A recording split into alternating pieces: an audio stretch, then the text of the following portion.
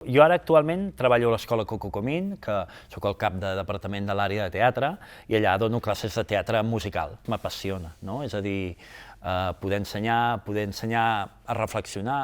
Jo crec que un artista ha de ser reflexiu, no? En aquesta idea s'ha de plantejar les coses, ha d'adonar-se de com funciona la societat, ha de ser capaç de desgranar, no?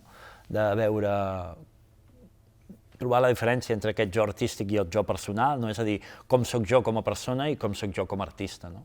Forma part de desaprendre's una miqueta per després poder aprendre'm fent de Hamlet, o poder aprendre'm fent del Petit Príncep, o poder-me aprendre fent de Serena a Fama. No? I les coses que acompanyen la meva feina no només són les classes, sinó direccions. No? És a dir, tinc la sort de que periòdicament la productora Viu al Teatre m'encomana produccions, no? I en tenim una molt bonica que es diu Cinemúsica, que està voltant per tota Espanya, que és per nadons i repassa el món del cinema. Després estic vinculat a l'espectacle del Mago Pop, no? Fent la direcció artística al costat del McLary, que feia la tècnica, o la general, diguéssim, amb l'espectacle que ha estat aquí a Barcelona durant anys i que ara està a Madrid i que s'anirà a Broadway d'aquí poquet, no? El musical de Fama, que està actualment a Barcelona i que el proper febrer també se'n va a Madrid. Després he format part de l'escola de formació de Billy Elliot.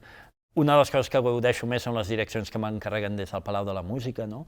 que periòdicament dirigeixo els cors, amb diferents concerts puntuals, o el mateix concert de Sant Esteve, que he pogut dirigir 3 anys seguits. I després cors diferents que em truquen, no? El cor Lutiana, que és un cor d'Arbúcies, els hi he fet una direcció, ara tinc una direcció pendent també amb un altre quartet, molt bonic. Bueno, la gent em va encarregant direccions puntuals i és de les coses més maques que faig, no? Dirigir.